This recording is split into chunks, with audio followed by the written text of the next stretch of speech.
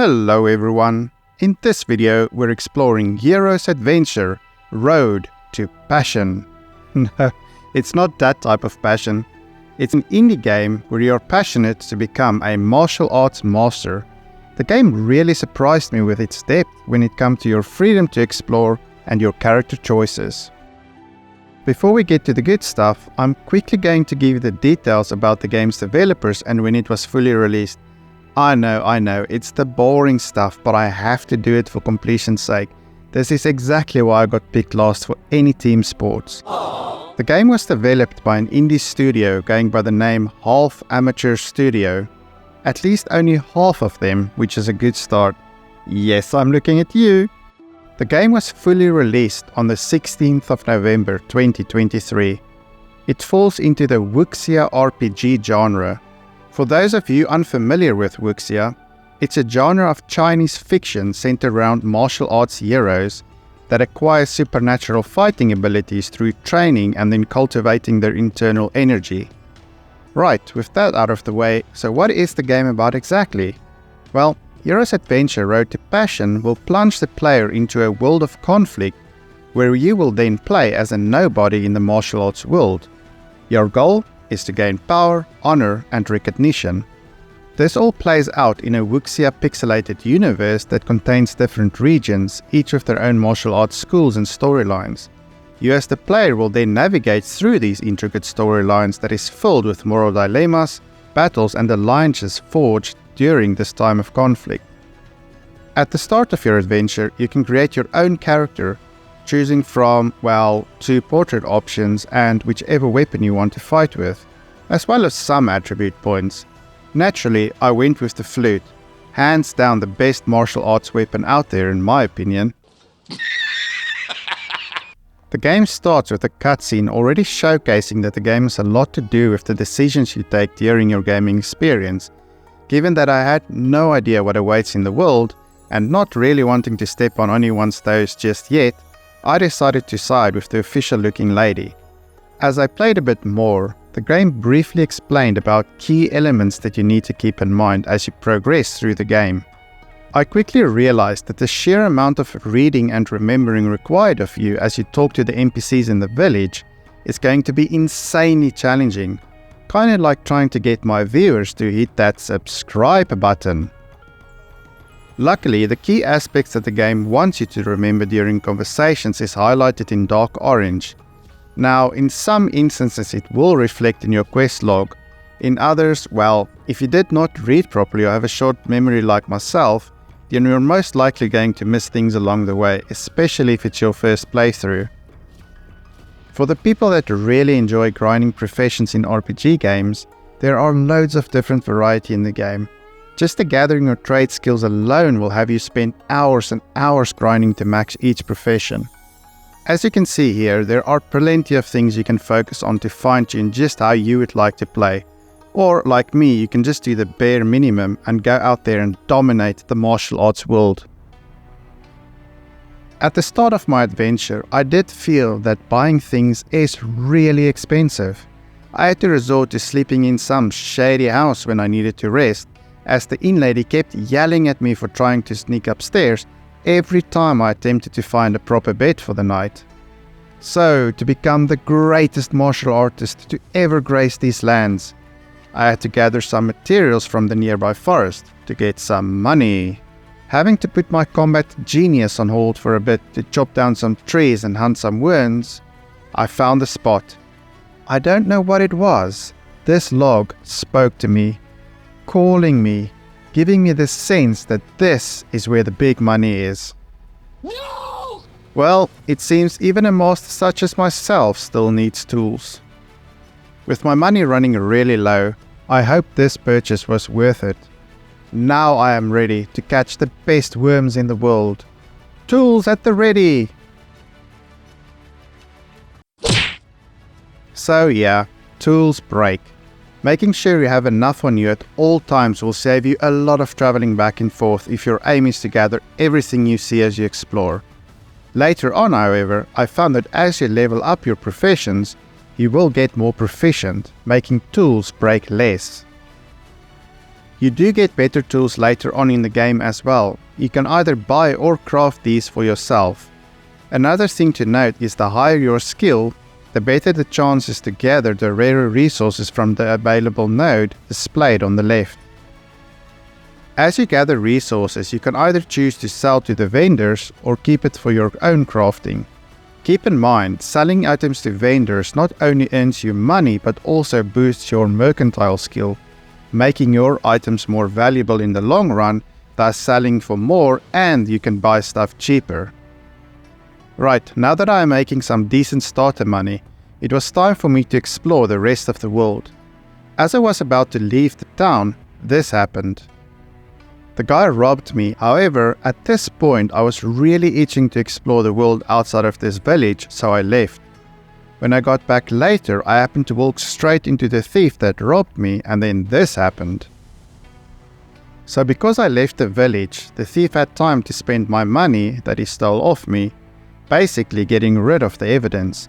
With no evidence, the village ended up thinking that I'm lying. This got me really excited for the rest of the game, even if small things like this affects how the people in a village or a city react to your decisions. So I did a little test. A quick load later, I waited for the thief to be somewhere out of sight before I confronted him. The outcome was completely different. Most of your actions in the world will have consequences.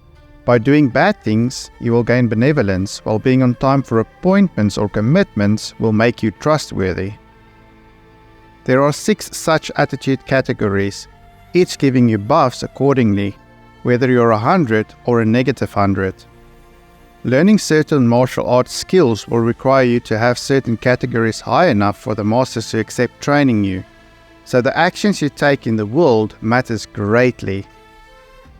On the character sheet there is a lot going on, from attributes to status effects, each one explained in detail what they do for your character. As I mentioned earlier, there is a lot to read and process, but this will enable you to really fine-tune your character to best reflect the way that you want to experience the game. Now that the village thinks I'm full of, I thought I'd at least try and convince one person I'm not such a bad guy. Maybe I can make amends with the inn lady.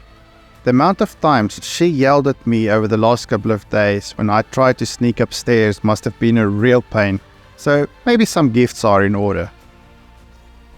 Giving her gifts and changing her opinion of me opened up a whole new experience. I got dragged into a quest with someone wanting to assassinate her. Of course, for my generous help to assist this lady in distress, and agreeing to send out to find these assassins, I tried to barter back my gifts. But, well, somehow she stashed them already, and unfortunately they were lost forever. Just like that, I had my first traveling companion. You can have up to 6 companions traveling with you at any time. You can send companions to work for you in your court as well, but more on that later. As I traveled around the world meeting new people, finding treasures and gifts, I managed to pick up more companions willing to follow me in my quest for glory.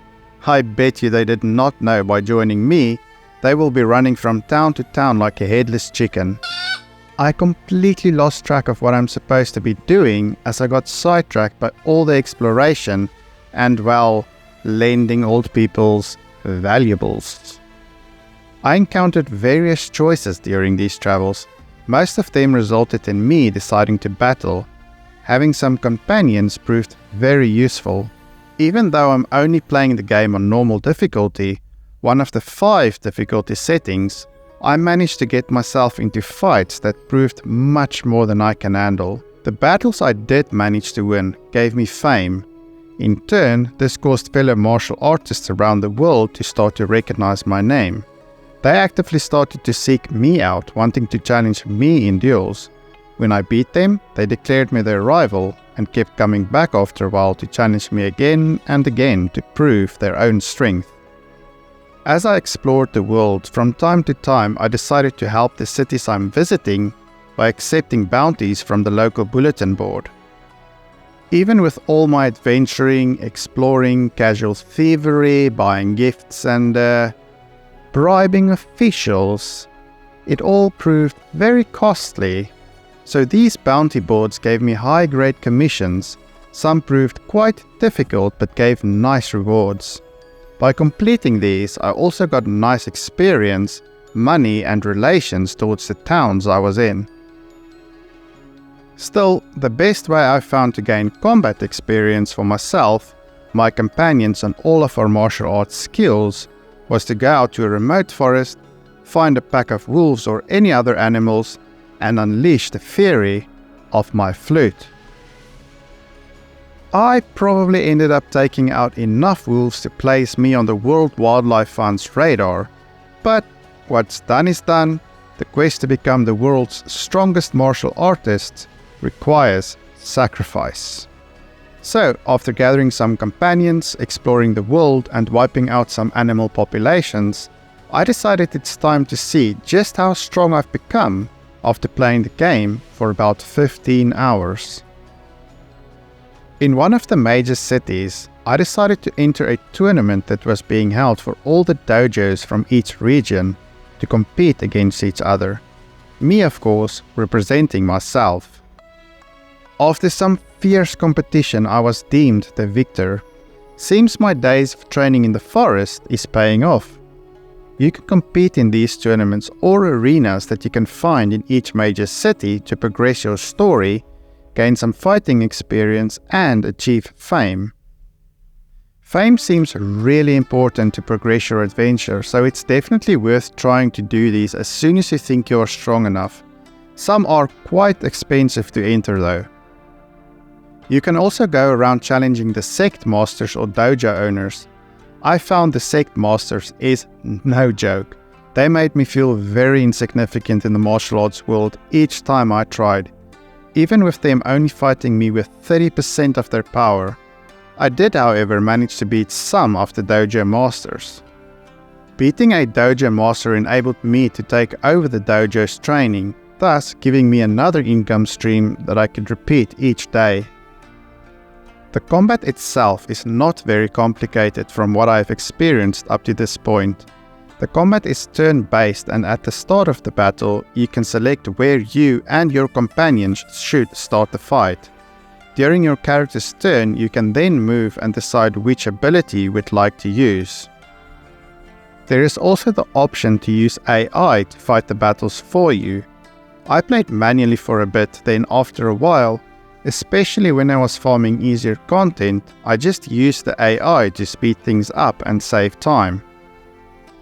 The AI is not very smart in its approach, however, so if there are difficult fights, I'd recommend doing these fights manually, as the AI won't use side or back attack multipliers or try and position to line up area of effect attacks. So what's my takeaway after playing 15 to 20 hours of this indie game? Well, at this point I feel I've barely scratched the surface of everything the game has to offer. I won't be surprised if this game can keep you going for at least 100 hours, especially if it's your first playthrough. The game offers a lot of replayability. There are loads of hidden quests and martial arts books hidden behind the choices you make, your stats and the relationships that you form. I personally enjoyed the freedom to explore and that your decisions has meaningful impact on your character's progression.